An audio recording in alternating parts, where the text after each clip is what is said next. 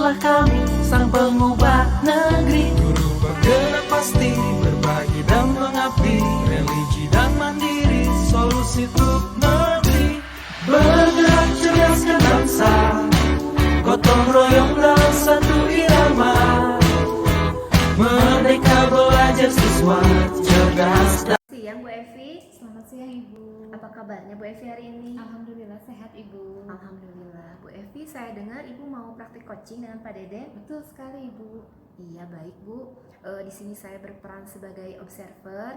Jadi Ibu sebelum praktek coaching, saya akan mengajukan beberapa pertanyaan dan saya harap Ibu berkenan untuk menjawabnya.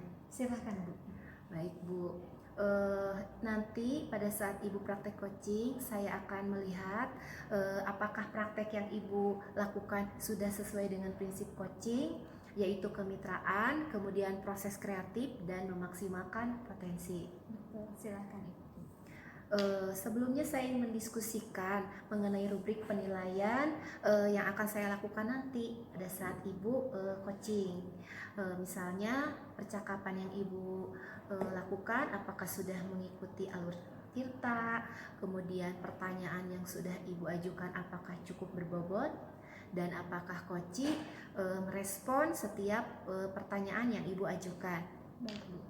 Nah, pada coaching kali ini, kompetensi apa yang ingin Ibu kembangkan?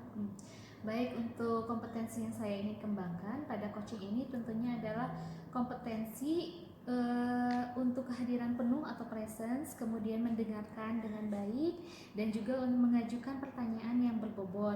Di sini juga 3 kompetensi ini bisa saya jadikan sebagai bekal untuk melakukan percakapan dengan alur Tirta. Bagus sekali Ibu, tapi dari semua kompetensi coaching yang ingin Ibu kembangkan, bagian spesifik mana yang ingin Ibu lebih tingkatkan lagi? Baik Bu, kalau yang spesifik ingin saya kembangkan itu adalah mengajukan pertanyaan berbobot. Oh begitu ya Bu. Lalu indikator apa yang bisa menunjukkan bahwa Ibu telah mencapai tujuan dari pengembangan yang ingin Ibu raih? Ya, untuk indikatornya sendiri mungkin nanti saya bisa melihat bagaimana coach dalam menyelesaikan permasalahannya sendiri. Itu sebagai indikator Bu. Baik Bu, terima kasih atas diskusi ini. Silahkan Ibu bisa memulai praktik coaching dengan Pak Deden. Terima kasih. Terima kasih Bu Evi telah meluangkan waktu buat saya untuk sharing ya. Kemarin waktu kita ketemu di Lokakarya cukup waktunya ya. Tadinya mau pas beres Lokakarya tapi keburu sore gitu ya. Itu nggak jadi gitu ya. Tapi alhamdulillah sekarang bisa bertemu lagi dengan Bu Evi. Aku bisa sharing tentang permasalahan yang aku hadapi sekarang ini. Iya, baik Bapak. Sebenarnya ada masalah apa sih Pak? Gini Bu, jadi aku itu kan ngajar mata pelajaran bahasa Inggris Bu ya. Jadi anak-anak itu kalau disuruh ke depan gitu Bu ya, untuk speak up bicara bahasa Inggris gitu kayak seperti patung gitu ya, nggak mau berbicara, nggak tahu takut atau nggak tahu apa kurang percaya diri atau gimana gitu ya. Saya jadi bingung gitu ya, udah disuruh ke depan, ayo dong speak up, tapi dia tetap malu bahwa gimana ya, kejadian itu terulang setiap tahun gitu Bu. Iya, baik Bapak. Jadi di sini Bapak kita coaching ya Pak ya. Dalam artian di sini Bapak ingin berbagi cerita dengan saya tentang permasalahan yang Bapak hadapi di kelas. Betul sekali. Iya. Tentang kondisi anak-anak Bapak yang sepertinya malu-malu gitu ya. Dalam artian pada saat Bapak meminta mereka untuk maju ke depan, speak up bahasa Inggris, mereka terlihat malu. Betul sekali. Iya. Baik Bapak, saya paham dengan kondisi yang Bapak rasakan gitu ya. Jadi untuk tujuan kita coaching ini, percakapan kita hari ini, mungkin Bapak ingin menemukan solusi dari permasalahan Bapak. Iya. Baik Bapak, di sini juga saya ingin tahu ya Pak ya, sebenarnya Bapak sudah berbicara belum dengan anak-anak? Kira-kira apa yang menjadi alasan penyebab mereka melakukan hal seperti itu? Betul sekali Bu. Jadi waktu itu saya berbicara kurang lebih 6 siswa dari berbagai kelas gitu ya. Saya bertanya, kenapa kamu tidak istilahnya malu gitu atau diam ketika disuruh ke depan gitu ya, takut gitu. Tapi relatif jawaban mereka itu karena malu pak, atau nggak takut, nervous gitu ya. Jadi padahal tapi bisa kan, bisa pak, aku coba gitu ya, di tes gitu ya, gimana ini ya, alhamdulillah bisa, jadi kompetensinya bagus gitu. Tapi ketika mereka ditampilkan di depan, di hadapan teman-temannya itu, mereka itu seolah-olah yang di pikirannya itu tidak keluar gitu ya. Jadi mulutnya seolah-olah terkunci gitu. Kenapa, ada apa ini gitu? Iya, baik Bapak. Jadi betul sih Pak ya, saya juga sebenarnya pernah di posisi Bapak seperti itu. Nah, kalau misalkan Bapak sudah mengetahui penyebab dan sebagainya, gimana respon dari anak tersebut setelah Bapak korek gitu permasalahannya? Ya, anak-anak itu pengennya itu, iya pas saya juga mau gitu ya, pengen bisa, pengen itu. Tapi ini kok seperti nggak bisa karena mungkin saya malu atau nervous gitu ya. Kalau aku teh, udah ya gini aja, kalian tuh tampil aja di depan gitu ya, nggak usah nervous, nggak usah malu. Kalau salah itu kan masih proses belajar gitu kalau aku. Betul. Iya, baik Bapak. Nah, dari apa yang sudah Bapak utarakan tadi ya Pak ya, kira-kira kondisi ideal seperti apa sebenarnya yang Bapak harapkan di kelas? Jadi setidaknya ketika mata pelajaran bahasa Inggris itu anak-anak itu antusias, senang gitu ya ketika saya memberikan praktik bahasa Inggris, speak up, berbicara di depan itu, anak-anak itu tampil ke depan, mampu, berani, percaya diri, maupun baik salah maupun tidak dalam berbicara bahasa Inggris itu kan namanya juga kan belajar gitu ya, kan ada seorang guru yang bisa mengarahkan gitu. Iya, baik Bapak. Luar biasa sekali sebenarnya apa yang sudah Bapak lakukan ya Pak ya, dan istilahnya harapan atau kondisi yang Bapak harapkan itu memang merupakan kondisi yang semua guru pasti impikan gitu. Betul. Ya, seperti itu ya Pak ya. Lalu ada tidak Pak rencana yang sekiranya ingin Bapak lakukan ke depan untuk mengatasi permasalahan tersebut? Rencana pertama mungkin saya akan berbicara dulu dengan rekan sejawat sesama mapel bahasa Inggris gitu ya. Bagaimana caranya supaya si anak-anak itu termotivasi, istilahnya berani dulu lah tampil ke depan gitu ya. Tidak nervous, intinya percaya diri dulu gitu ya.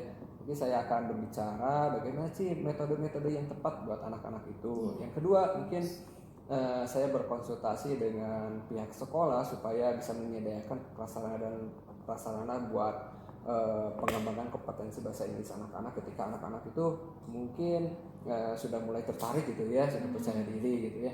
Yang ketiga, saya berkolaboratif dengan orang tua siswa bagaimana caranya supaya di rumah itu setiap hari lah gitu ya, menyisihkan waktu 30 menit lah menonton video atau lagu tentang bahasa Inggris supaya mereka itu terbiasa mendengarkan dan bisa berbicara nanti di depan kelas mereka masing-masing. Luar biasa sekali Bapak, rencana yang akan Bapak lakukan ke depannya itu sudah sangat sesuai sebenarnya Pak ya, untuk menciptakan kondisi ideal kelas yang ingin Bapak raih gitu ya, ingin Bapak kembangkan di kelas Bapak. Nah, kira-kira Pak, tadi seperti apa yang sudah Bapak utarakan gitu, ada tidak pihak yang bisa membantu dalam rencana Bapak tersebut bisa menjadi suatu rencana yang bisa terlaksana dengan baik? Selain tadi kan Bapak bilangnya ada orang tua ya, Betul. dan juga ada dari pihak sekolah gitu. Iya, selain dari ketiga yang tadi itu mungkin saya kepengennya itu ya, ada dukungan-dukungan dari guru-guru senior gitu ya, supaya program yang saya cetuskan ini bisa didukung gitu ya di sekolah. Baik Bapak, bagus sekali sih Pak ya, dan saya juga jadi semakin penasaran nih. Kira-kira kalau misalkan tadi untuk rencana-rencana yang sudah Bapak utarakan, berapa lama atau kapan gitu Bapak bisa untuk merealisasikannya? Sebenarnya lebih cepat lebih baik ya. Betul. Karena sekarang kan udah masuk ke tahun ajaran baru nih. Mungkin saya selama 22 mingguan lah gitu. Seminggu saya berkolaborasi, berkonsultasi dulu dengan rekan sejawat, dengan instansi terkait mungkinnya yang ada di sekolah, warga sekolah. Baik Bu Epi, bagaimana tadi praktek coachingnya dengan Pak Dede? Alhamdulillah lancar Ibu. Iya, Ibu sudah melakukan proses coaching dengan sangat baik sekali Bu. Hebat, jempol lah buat Ibu. Terima kasih Ibu.